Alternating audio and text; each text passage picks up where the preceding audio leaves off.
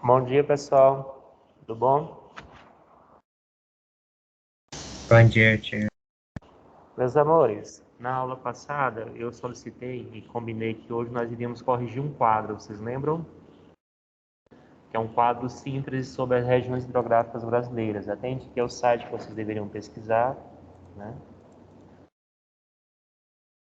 E vocês construíram um quadro que eu pedi?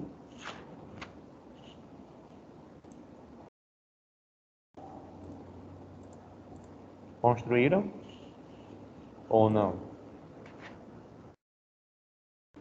Vocês lembram do quadro que eu solicitei? Que era um quadro simples que continha informações acerca daquelas regiões hidrográficas. Deixa eu colocar aqui para vocês na página, só um segundinho. E aí eu disse que eu usaria esse quadro com, como referência para nós discutirmos aqui as regiões hidrográficas.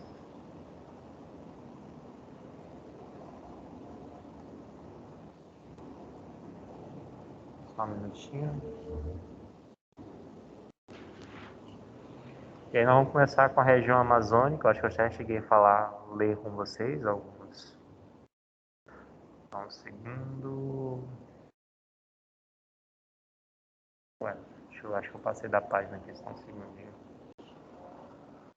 Ah não, peraí. Tá aqui o mapa. A gente vai usar o mapa, deixa eu só compartilhar com vocês. É o mapa da página 22. Deixa eu ver o que a Lilian colocou aqui. Pois vamos lá, Lilian. Vamos a esse quadro agora. Vamos começar então, pode ser pela região amazônica. E aí, meus amores? O que vocês encontraram da região hidrográfica amazônica? O que vocês encontraram?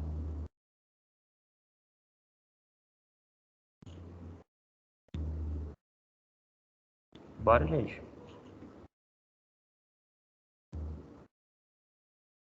O que você encontrou, Lilian? Eu coloquei que ela tem um potencial hídrico, mas que não é posto em prática, porque a região não requer isso. Eu botei que é a maior bacia, só que não é totalmente nacional. E em relação também à extensão, que estava no livro. Perfeito, né? Tem a usina lá. Quais são as usinas hidrelétricas que a gente encontra na bacia hidrográfica do Amazonas? Que é aquilo que você falou, né? O Rio Amazonas, não confunda o Rio Amazonas com a bacia amazônica. O Rio Amazonas, de fato, tem um baixo potencial hidrelétrico. Mas quando a gente fala de bacia, que contempla os afluentes e os subafluentes, então o Rio Amazonas ele vai ter, né, um grande potencial. Aliás, a bacia hidrográfica amazônica vai ter um grande potencial. Porém, não há demanda. Então, se não há demanda, não tem sentido você, como eu posso falar, se não há demanda, não tem sentido você construir usinas hidrelétricas, mas tem potencial, tá bom? E quais são algumas usinas? Você encontrou alguma, Lilian? Alguma usina, no caso específico da bacia hidrográfica do Amazonas? Encontrou alguma usina? Eu botei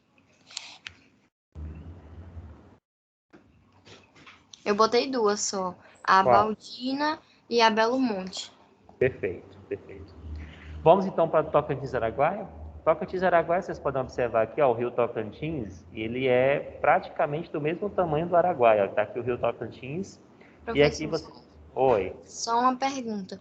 Nessa questão dos impactos ambientais e sociais, era para ter colocado o quê?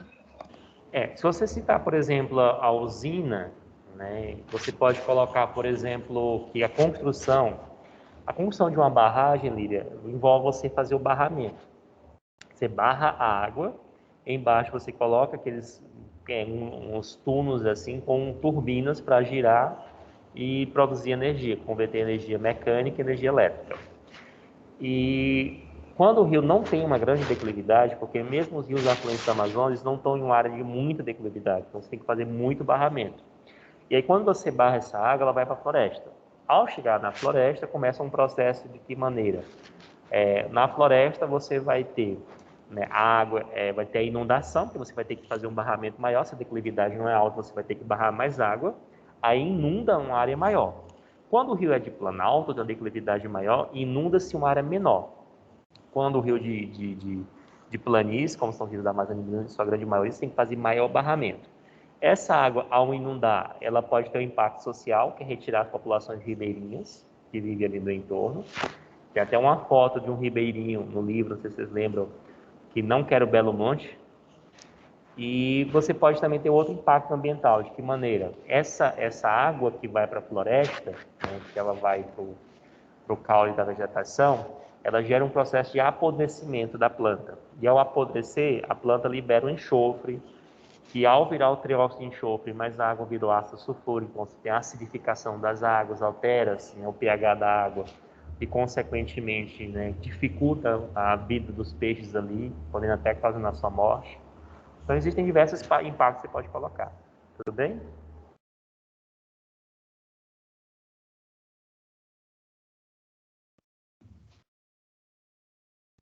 Ok, Lilian?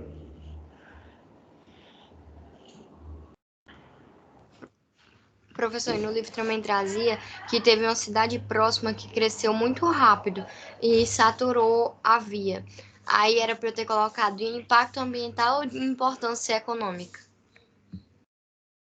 O impacto seria a consequência negativa, né, que é a saturação em si, né? É uma consequência, um impacto. A atividade econômica é, por exemplo, os rios na Amazônia eles servem como fonte de renda, eles alimentam a população, produção de energia elétrica, a usina vai produzir energia elétrica. No Amazônia você tem muita hidrovia, Lília, que serve para a circulação de pessoas e mercadorias. Então as mercadorias chegam da zona norte, da região norte, aliás, através dos rios, então eles servem também como meio de transporte, entendeu? A importância econômica é mais nesse sentido. Abastecimento de alimentício, vias de transporte, mercado de mercadorias e pessoas,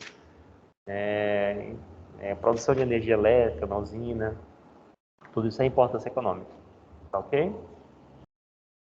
Agora, se ele falar de algum impacto de uma urbanização desenfreada, uma contaminação da água, né, ou, enfim, vai ser o impacto ambiental ali. Ou socioambiental, né, que pode ser o impacto social juntamente com o impacto ambiental.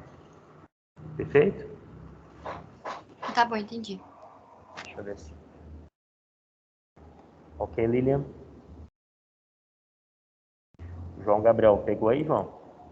Vamos para a usina de Araguaia e Tocantins, né? O rio Tocantins e Araguaia são praticamente da mesma extensão, daí você chamar de região hidrográfica Tocantins e Araguaia. Aqui você tem uma usina hidrelétrica muito importante, porque ela fica localizada bem aqui, ó, nessa parte aqui do Maranhão, bem no contato do Maranhão, ó. Esse território aqui, que é o Gurupi, vai formar aqui o estado do Maranhão. E no encontro do rio Tocantins e Araguaia, você vai ter bem que na fronteira entre o Pará e o Maranhão. Por que ele é importante? Existe aqui no Pará um projeto chamado Projeto Carajás. A Serra dos Carajás ela é uma fonte de riqueza muito forte de extração de minérios, níquel, ferro, cobre, tungstênio, bauxita, tudo isso aí é uma fonte de renda para essas empresas. E grande parte dessa produção é escoada pelo Maranhão. Por isso que quando você está chegando ali em São Luís, você tem aquela ferrovia, porque a ferrovia vai conectar, né, o leste do Pará, onde está a Serra dos Carajás, e o porto de Itaqui, em São Luís. E nessa região foi construída a usina do Tucuruí, que é uma importante usina para abastecer, né, esse projeto Carajás, né, com energia, e também as populações que vivem ali no entorno, como, por exemplo, Imperatriz, no Maranhão, atrás de São Luís, é uma grande, a segunda maior cidade, vamos assim dizer, né, porque São Luís tem Passo Lumiar, vários municípios em torno da capital do Maranhão. Mas tirando essas regiões aí, você vai ter Imperatriz ali, no oeste do Maranhão, na fronteira com o Pará, uma cidade muito grande. Então, a usina Tucuruí visa abastecer essa demanda da Serra dos Carajás, como também os adensamentos populacionais, como na cidade de Imperatriz, tá bom? Não sei se vocês estão percebendo, ó, mas se eu tivesse que demarcar esse ponto aqui, ó, você já inclusive caiu no vestibular, tá bom? Esse ponto aqui, ele é um grande divisor de águas, ó. Por quê? Aqui é o Planalto Central brasileiro. O rio Araguaia, ele nasce aqui e vai em direção ao Atlântico. O rio Tocantins nasce aqui e vai em direção ao Atlântico. O rio Paraguai vem para cá. O rio Paraná vem para cá. Ou seja, os rios nascem aqui em torno dessa região aqui central. Então, ele é considerado um dos maiores divisores de águas do Brasil, né? O divisor de água é um ponto mais alto entre as duas bacias. Esse ponto mais alto aqui faz com que tenha várias nascentes dos rios, tá bem? Podemos ir para o Parnaíba? Podemos? O que vocês encontraram sobre a bacia, a região hidrográfica do Parnaíba? Hein, galera?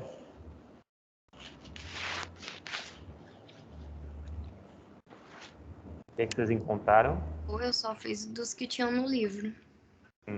Não encontraram lá da Agência Nacional. Alguém fez a do Parnaíba?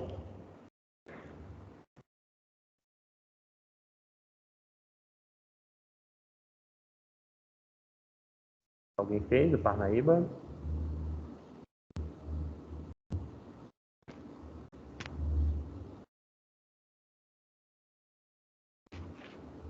Ou não? Pessoal, a bacia do Parnaíba, ela drena em grande parte os afluentes da bacia do Parnaíba. Deixa eu só ampliar aqui para vocês. Elas estão do lado do Piauí, ó. O rio Parnaíba tem seus afluentes desse lado aqui, como o próprio rio Puti, ó, que é um rio muito importante. Tem vários afluentes como Canidé, Longá, né, aqui Gurgué e tudo mais. Ele vai ter só um afluente desse lado aqui, que é o rio Balsas do Maranhão, mas a grande parte é drenada por essa região aqui do Piauí, tá? Ele é um rio que tem uma importância econômica muito grande, já foi navegado, hoje não é o mais, né? Pelo menos no seu trecho completo. E existe aqui nesse ponto a usina de Boa Esperança, se vocês conhecem ali perto da região de Guadalupe, do município de Guadalupe. E é uma usina que é importante para abastecer não só o centro-sul piauiense, como também a parte centro-norte aqui, com energia elétrica. Tudo bem? Aqui nós vamos ter o Rio São Francisco. Alguém escreveu algo sobre o São Francisco? Você escreveu, Lilian? O Rio São Francisco vai nascer aqui nesse ponto aqui, ó, que é a Serra da Canastra, e vai fazer um percurso, né, até a região aqui nordeste e vai desaguar entre os estados de Alagoas e Sergipe, como vocês podem observar aqui. O que vocês encontraram aí sobre o Rio São Francisco? Ele, pelo que eu vi, ele era o que tinha mais indústria, usina, quer dizer, que ele é navegável e que perde a importância de navegação por causa das construções de rodovias e as campanhas que tem lá também para desenvolver os projetos de lavoura de vazantes. Perfeito. Então, se você pegar o Rio São Francisco, da nascente até mais ou menos Sobradinho aqui, ele ainda é navegável, mas esse trecho aqui do Nordeste, ele vai ter várias usinas hidrelétricas. Você vai ver essas áreas inundadas aqui, ó. Paulo Afonso, Xingó, Três Marias, Sobradinho, são todas usinas hidrelétricas construídas no Rio São Francisco. Esse rio aqui, ele tem uma importância muito grande porque ele passa por uma região do sertão aqui, que é um clima semiárido e consegue manter a sua perenidade, ou seja, ele se torna um rio perene em um ambiente de clima semiárido.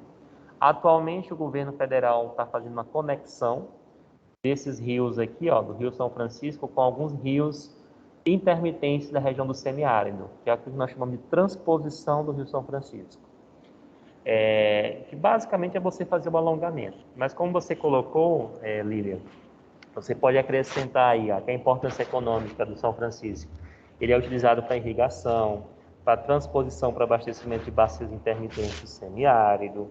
Ele também é importante como fonte de renda por parte da população ribeirinha, que vende seu peixe, assim por diante. Ele também tem uma importância de produção de energia elétrica. Então, tudo isso o Rio São Francisco contempla. A grande preocupação que se tem com a transposição do Rio São Francisco é se essa transposição ela vai ter como resultado como eu posso falar, né, uma maior utilização das águas do rio. Você vai aumentar a demanda energética do rio, sem de fato saber se essa demanda energética vai ser o suficiente para o rio conter. Porque basicamente é o seguinte, você tem a água que o rio recebe.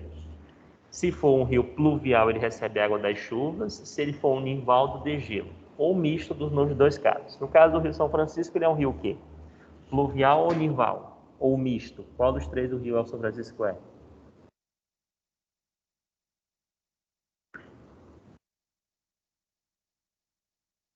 Hein? Alguém sabe me dizer? Ele é um rio fluvial, misto ou nival? Fluvial. Fluvial. Agora, o que acontece? Vai aumentar a quantidade de chuvas que ele recebeu, porque ele está indo para a região de semiárido. O semiárido chove só 3 meses em média. Então ele vai ter um gasto energético maior, porque ele vai para a região de clima semiárido recebendo a mesma quantidade de água. Então, uma das grandes preocupações que se tem é quais seriam as consequências que essa transposição vai trazer. Né? Se você somar, por exemplo, o gasto com irrigação, com transposição, né? Será que de fato isso vai, né, vai gerar morte do rio ao longo prazo? Né? É um dos grandes questionamentos que tem que ser feitos diante desse maior uso das águas do rio, tá bom? Pessoal, deixa eu só diminuir aqui. Essa bacia que vocês estão vendo aqui, ó, como é que ela é chamada quando eu junto as três? Paraguai, Paraná e Uruguai.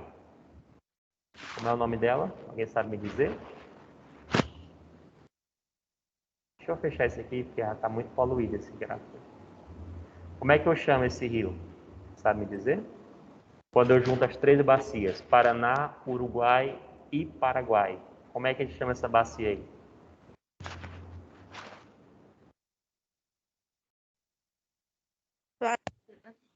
Platina. Vocês lembram por que o nome é bacia platina?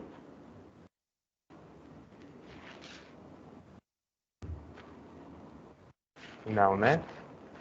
Ó, a bacia platina, gente, porque o Rio Paraná, se você observar aqui, ó, tá aqui o Rio Paraná, deixa eu só pegar aqui minha... Tá o Rio Paraná, certo? Que é o rio principal. O Rio Paraguai vai vir e vai desaguar no Paraná. Quando chega mais ou menos aqui nessa região, ele se encontra com o Rio Uruguai, e aqui começa um rio que é muito importante, que é o Rio de la Plata, né? Que os espanhóis entravam aqui para extrair prata dessa região aqui, ó. Então, por que eu chamo de bacia platina? Porque antigamente usava-se um critério de se o rio tinha uma foz muito próxima, a mesma foz, se reunia as bacias como uma só. Então, se você parar para perceber, né, os três rios, né, as três bacias, têm como foz o Rio de la Plata. Então, como tem como foz o Rio de la Plata, passaram a chamar de bacia platina. Porém, o livro decidiu separá-las, como você pode observar aqui, Uruguai, Paraná e Paraguai, porque são regiões totalmente diferentes. Então, como são regiões diferentes, não teria sentido, né, chamá-las de bacia platina. A bacia do Paraguai, ela é uma bacia de planície, né, ela passa por uma área de planície, inclusive aqui existe um bioma muito interessante. Vocês lembram qual é o bioma, né, que é bastante exótico, que a bacia do Paraguai drena? Rio Taquari, o Rio Araguaia. Qual é o bioma que você vai encontrar nessa região aqui da Bacia do Paraguai?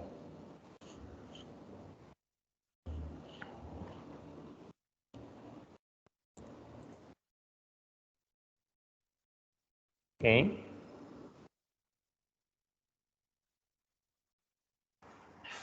É o tropical austral? Não, que é clima, né? Não, eu quero o bioma que você vai encontrar nessa região aí.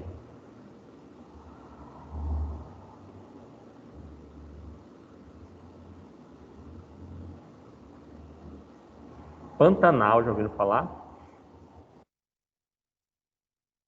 Pantanal Mato Grossense, tema de vestibular isso aí, tá? Ele é drenado pelas bacias do Paraguai, que é um rio de planície. Por isso que você vai ter várias planícies inundadas, que nós chamamos de Pantanal por causa disso, mas é um bioma bastante diversificado. É aquilo que eu costumo dizer, eu até acho o Pantanal um bioma mais Brasil do que a Amazônia. Por quê? Ele tem uma diversidade biológica muito mais complexa, né, do ponto de vista de você vai ter desde floresta, áreas de pântanos, a cerrados e áreas de pasto. Então, essa diversidade de paisagística faz com que, né, o próprio Aziz chamasse o Pantanal de paisagem de exceção. Então, vez por outra, tem uma questãozinha lá no vestibular perguntando assim, né? Qual a bacia hidrográfica responsável por drenar o Rio Paraguai? Então, fique atento a isso aí, porque vez por outra vai cair no vestibular para você não errar essa questão. O Rio Paraná, a bacia do Paraná em si, essa bacia, eu diria que ela é uma das mais importantes, sobretudo na produção de energia elétrica. Isso acontece porque você vai ter a maior demanda energética no Brasil na região sudeste. porque você tem uma grande população, sobretudo no estado de São Paulo, e você tem uma demanda porque é o coração econômico do Brasil. Então, as indústrias, as empresas estão instaladas nessa região aqui. Então, você vai ter diversos rios aqui da Bacia do Paraná, inclusive o rio Tietê, que corta a cidade de São Paulo, que é um afluente importante do rio Paraná. E esses rios aqui têm não só um elevado potencial hidrelétrico, porque é uma bacia de planalto, é por isso que você diferencia. Ó. Se eu considerar a mesma Foz, bacia platina, mas se eu pegar a região hidrográfica, o Pantanal, que é uma área de planície, o Paraguai é um rio de planície e o Paraná passa por áreas de planalto. Então são totalmente diferentes do ponto de regiões, porque são características ambientais ou naturais diferentes. Então você vai ter um alto potencial instalado porque existe uma demanda energética muito forte. Né? Uma demanda energética por produção né, de energia elétrica e assim por diante. Inclusive você vai ter nessa bacia a usina de Itaipu. Você já ouviu falar da usina de Itaipu? Que é uma usina binacional. Né? Ela pertence a quem? Alguém colocou aí? Alguém chegou a pesquisar? A usina de Itaipu? Alguém chegou a pesquisar? Ou não?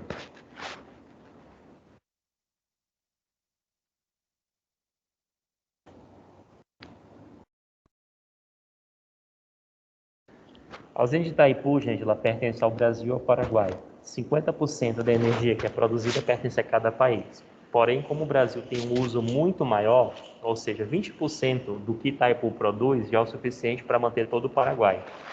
Então, o Brasil compra mais 30%. Ele tem direito a 50%, metade a metade, mais 30% ele compra do Paraguai. E esse é um dos grandes problemas, porque como o Brasil depende dessa energia que vem da bacia, né, da usina de Tucuruí, aliás, de Itaipu, desculpem, como o Brasil depende, São Paulo depende, a gente termina comprando essa energia e os aumentos que o Paraguai tem feito são aumentos muito significativos, entende? Muito significativos mesmo, né? Por exemplo, houve uma vez que a energia que o Brasil compra do Paraguai, que é 30% do direito que o Paraguai tem de Itaipu, eles chegaram a aumentar 4 vezes o valor. E aí a dependência energética que o Brasil possui termina tendo que aceitar esse valor e falta também, né, às vezes, uma força de vontade de maior parte dos governantes de negociar o valor dessa energia, né? E aqui nós temos a do Uruguai também, né? Tem algumas usinas também importantes, não tão de grande expressividade. Perfeito? Alguma pergunta, alguma dúvida sobre essa parte de regiões? Teria ficado melhor, gente, se vocês tivessem pesquisado as usinas, não ficar só eu e a Laila, aliás, a Laila Itavana, e a Lília falando, tá bom? Deixa eu continuar aqui. Deixa eu só já compartilhando. Estou ouvindo. Essa usina hidrelétrica de Itaipu, Itaipu. estava voando sobre ela. Eu lembro que teve uma aula sobre ela bem antiga. Uhum. O que você soube sobre ela, gente? Deixa eu aumentar aqui o volume que está baixo. Pode falar. Não, é que quando o senhor falou, eu lembrei que o senhor já tinha comentado ela, só que em anos anteriores, No oitavo sobre ano, problemas que dá. a gente estudou, não sei se vocês lembram, que ela foi construída na época da ditadura, porque lá tem a gente estuda a América do Sul, que é no capítulo 10 do livro. Inclusive o oitavo ano está estudando agora isso. E a gente estuda no capítulo 10 que ela foi construída, e aí tem no slide lá que eu mostro para vocês, que isso levaria 50 anos de empréstimo. Que a gente fala lá que até no governo Lula nós tivemos um lucro, né? Porque a usina foi construída em 71, salvo engano, por 50 anos de empréstimo, que é para acabar esse ano o empréstimo. 50 anos de construção pagando empréstimo. E aí o lucro da Itaipu é basicamente para pagar o empréstimo da construção. Só que a partir de 2008 para cá, a gente passou a ter um lucro. E o governo do Lula decidiu deixar esse lucro para o lado do Paraguai. Desse contexto aí do Fernando Lugo, do Mercosul, né, no oitavo ano. Itaipu é o foco, né? Aqui nós temos... deixa eu compartilhar com vocês, né? Aqui nós temos as bacias a nível internacional. Deixa eu botar aqui, ó. Observem aqui, ó. No Brasil, aqui ele destacou quais bacias. Dá para ver aí? No mapa? Quais foram as bacias de destaque aí? Bacia do Nilo. no Brasil. Do INS. Essa de número 6 aí seria o quê? No Brasil.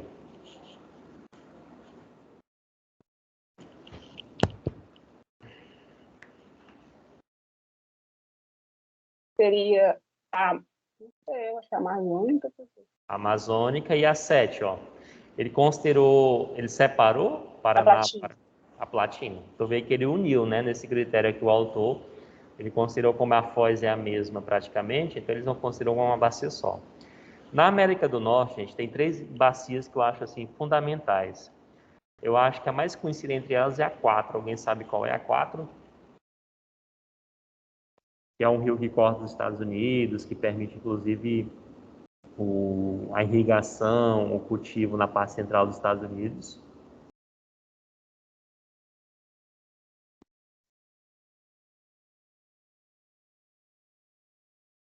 Mississippi, tá? E eu diria que o Mississippi e o 5, que é o Rio São Lourenço ali, você vai ter um escoamento de uma produção bastante significativo, né?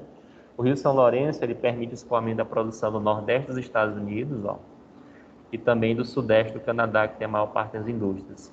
Aí você vai ter também o Rio 2, que é o Mackenzie, que a galera utiliza quando está no período mais quente, no degelo, né? Eles utilizam para colocar as toras da taiga para transportar para as fábricas de papel e celulose.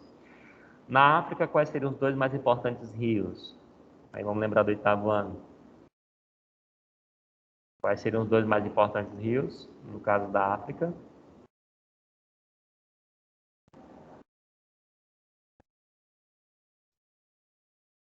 Seria o Nilo e esse Congo, é? Isso, o Congo. O Congo, ele passa por aquela floresta equatorial, né, que é a floresta do Congo, e o 11 aqui. Eu acho que o Nilo ele é mais importante pelo Congo. Não sei se vocês lembram da minha analogia na aula presencial da semana passada. Acho que eu também falei na remota, de que quem tem um olho em terra de cego é rei. Lembra dessa frase que eu usei? Inclusive, o 8º ano está estudando agora o Egito, e aí ele na África, né, ele falou assim, olha, o Egito é uma dádiva do Nilo. Não sei se vocês lembram dessa analogia que eu falei. Por que o Nilo ele é importante? É porque o rio Nilo passa por uma área de clima desértico, que é o Saara, e mantém a perenidade. Ele é um rio perene em meio ao deserto. E esse rio perene, em deserto, ele faz com que, por exemplo, o Egito surja. Tu já imaginou, será que existiria o Egito no meio do deserto do Saara sem o rio Nilo? Será que isso seria possível?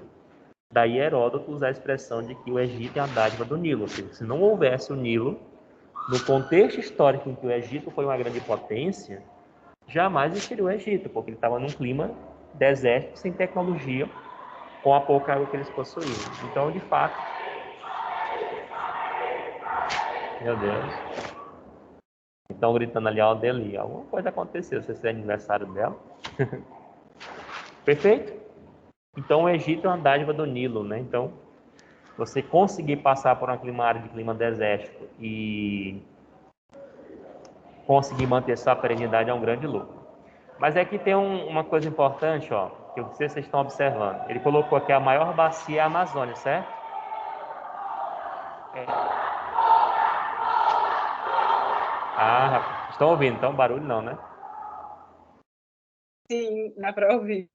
É os meninos do 3º ano que estão fazendo aqui um tour e agradecendo todo mundo que encontra pelo caminho aqui. Olha, não confundam, às vezes o livro assim, qual a maior bacia do mundo e qual o maior rio do mundo. Quando ele fala rio, ele está contando a extensão da nascente à foz. Aí nesse aspecto o Nilo ganha para alguns autores.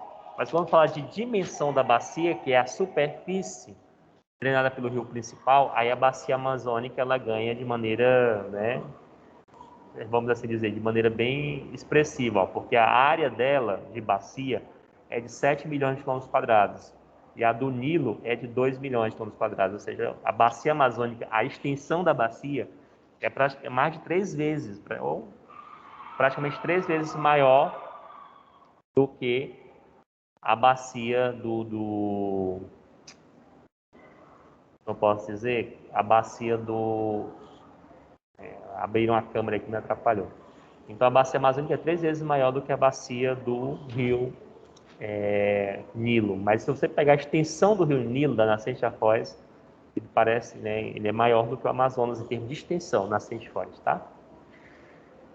Vamos lá então, continuando aqui, gente, nós vamos começar. Eu vou deixar esse aqui para vocês depois, ó, lerem com calma, tá bom? Que é aquelas informações que estão lá no site da Agência Nacional de Águas.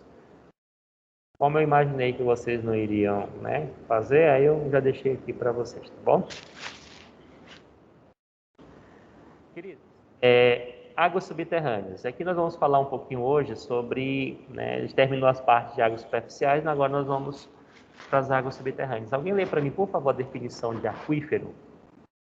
Será que toda água que está no subsolo é um aquífero? O que vocês acham? Toda água que está no subsolo é um aquífero?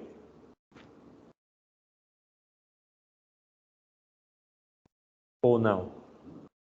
Participem, amores. Toda água que está no subsolo é um Pode aquífero? ser.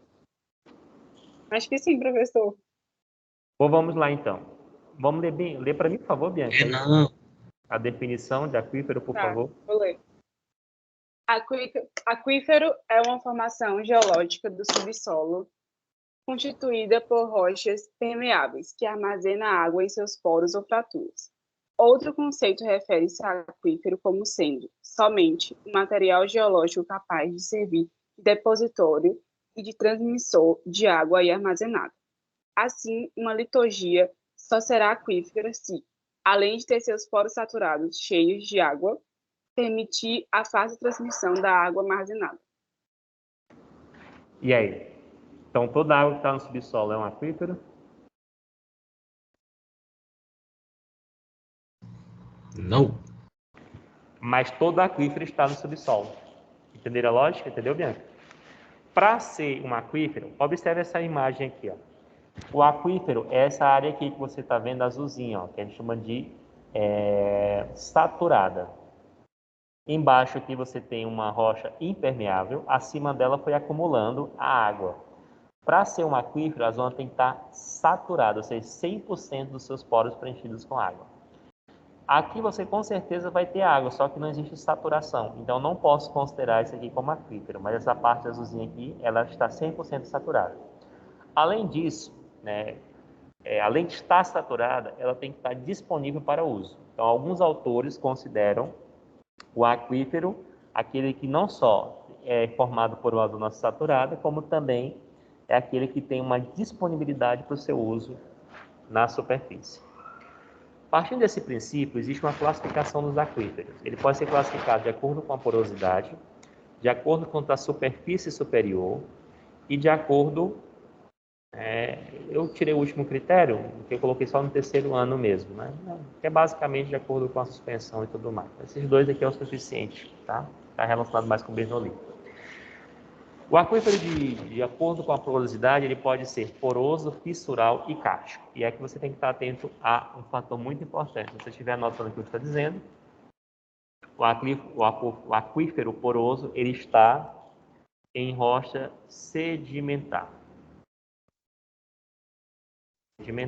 Certo? O aquífero fissural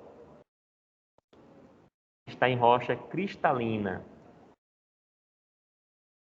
E o aquífero, como vocês podem observar, kárstico, que você pode escrever tanto... Vocês lembram qual é a rocha que forma a superfície kárstica?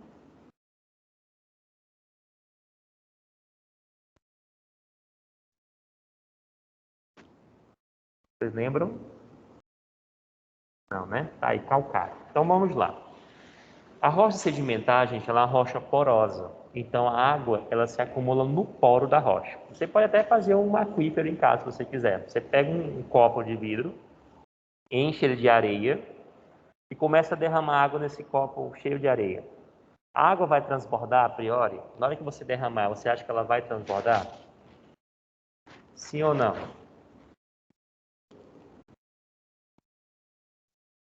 A água vai transbordar? Eu acho que não, porque a rocha não vai ser tão coisada para isso. A água vai acumular onde, Amanda? Quando eu derramar na areia que está dentro do copo. Onde é que ela vai acumular? Ah, na areia eu vi na pedra. Então eu acho que se for na areia vai coisar mais rápido, vai cair mais rápido. E detalhe, quando eu coloco areia, vai ficar saturado? Vai ficar ali entre um grãozinho de areia e outro, vai ficar um porozinho, uma aberturazinha que a água vai se acumular. Então, quando eu vou derramando água lá no copo cheio de areia, vai acumular no interior desses poros. Mas vai chegar um determinado momento que todo o copo, né, todos os poros vão ser saturados. Aí a água vai transbordar. Da mesma forma, é a rocha sedimentar. Ela tem poros, buraquinhos. Então, quando a água tem contato com esses buraquinhos, ela vai preenchendo esses buraquinhos, até atingir o nível de saturação, que é a formação do aquífero. Muita gente confunde aquífero com lençol freático, porque o aquífero é essa zona de saturação. O lençol freático é a superfície do aquífero, a parte mais superficial, que é aquilo que nós vamos ter contato na hora de extrair, né, a água. Então, o aquífero é a unidade saturada e a superfíciezinha é o lençol freático, ou nível freático, como queira chamar. Então, vai ficar dentro do poro da rocha. Porém, a rocha cristalina, como eu coloquei aí, ela não é permeável. Então, não há como eu armazenar água no interior da rocha cristalina. Onde é que eu vou ter que armazenar água? Na fissura. Ou seja, a rocha cristalina vai quebrar e na fissura, na falha, a água vai acumular. Então, o aquífero vai ser fissural. Quando eu tenho um calcário, o que acontece com o calcário com a ação química? Ele dissolve. Nós até falamos dos espeleotemas, né? Que são justamente aquelas grutas com estalactites, estalagmites. Você vai ter a gruta, você vai ter uma formaçãozinha lá da caverna. Se houver uma dissolução do calcário, pode acontecer que a água armazene naquele interior ali que foi dissolvido o calcário. Por isso, você vai ter, né, o aquífero kárstico, porque ele é provocado pela dissolução do calcário. Tá claro, gente, a diferença dos três? Tá sim, professor. Aí aqui você vai ter, olha, um outro gráficozinho, né, que é o aquífero de acordo com a superfície. Vocês estão vendo a setinha do mouse, então?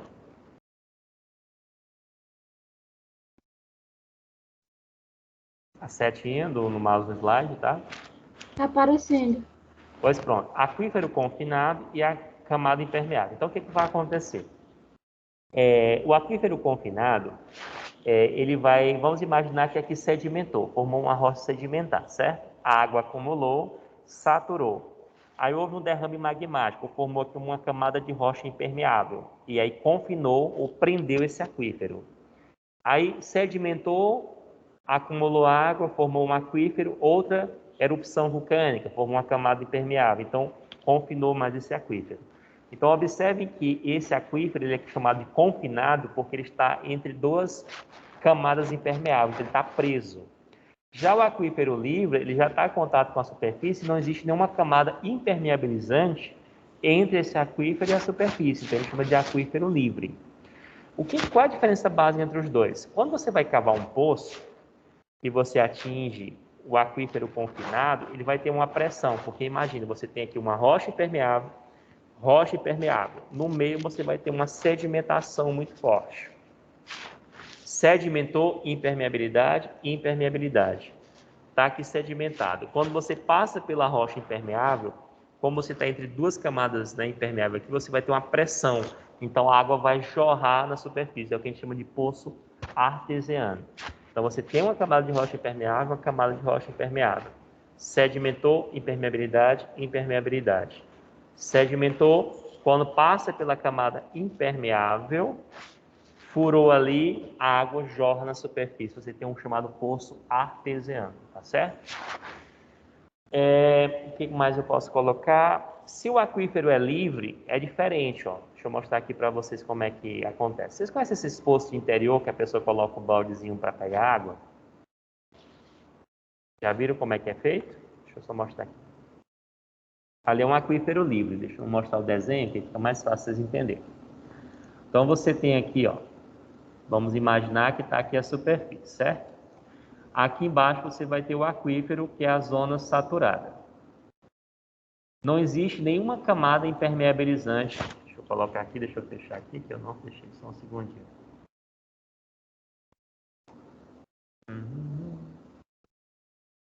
E agora fechando aqui vai dar certo. Deixa eu ver se dá certo agora. Pronto. Tá aqui o aquífero. Aí o que que eu vou fazer agora? Eu vou cavar um poço. Quando eu cavo um poço, eu coloco esse poço no nível do aquífero. Então, a água, a tendência da água nesse caso aqui, gente, é nivelar. Aí eu vou precisar de um balde para extrair essa água. Não sei se vocês já viram, que o cara coloca um baldezinho, aí desce na corda, pega a água lá, vai girando e pega a água do balde. Já viram isso? Já viram? Ou não? Já. Se esse nível do aquífero baixar, aí eu vou ter que fazer o quê? Vou cavar mais fundo o poço ainda, ó. No caso do aquífero confinado, você tem aqui uma rocha impermeabilizante, uma rocha cristalina, e aqui embaixo você vai ter o aquífero, ó. Então, quando o cara furar essa rocha aqui, essa água que está comprimida, ela vai jorrar na superfície. Então, aqui nós temos a diferença de poço artesiano para poço em aquífero livre. Perfeito? E aí nós encerramos por aqui. Na próxima aula eu vou só falar para vocês. Deixa eu só mostrar aqui uma imagem para vocês, só um segundinho para a gente encerrar. Às vezes forma, gente, essa camada impermeável, ela recebe o nome. Ela tem o nome de aquiclude, tá vendo aqui, ó?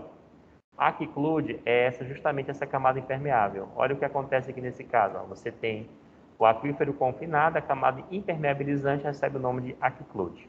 Se eu passar do aquiclude, o poço vai ser um poço artesiano, ou seja, ele vai ter vai jorrar na superfície. Quando eu tenho a nascente de um rio, pode formar-se um aquiclude suspenso, porque tu observa que aqui você tem um nível freático e aqui forma uma camada impermeabilizante. Como aqui é bastante vegetado, a água vai infiltrar bastante, porque ela vai encontrar a água da chuva, vários empecilhos na superfície. Isso diminui o escoamento e aumenta a infiltração. Aí, em cima desse aquiclude suspenso aqui, que pode ter sido uma rocha cristalina formada, um granito, um basalto, vai se formar um nível freático e a água vai minar na superfície, formando a nascente dos rios. É assim que normalmente é formado, né? Aquele chamado, não sei se vocês conhecem a expressão olho d'água, conhece? Que tem no interior que a água, ela fica minando no solo. Não sei se alguém chegou a ver esse tipo de olho d'água que eles chamam no interior. Que a água vai minando, aí a água começa a ser corrente, forma a nascente de um rio. Ok, meus amores? Alguma pergunta, alguma dúvida? Tranquilo, Luiz. Boa semana para vocês, amor, viu? Tem um detalhe importante. Hoje à tarde, só me cobra para eu colocar o slide, tá bom? Que eu já terminei. Hoje à tarde eu coloco para vocês. Eu criei uma pasta chamada de bibliografia, aí você acessa lá o slide, pode baixar para você estudar. Tá? A gente termina na próxima aula esse conteúdo. Um abraço, queridos.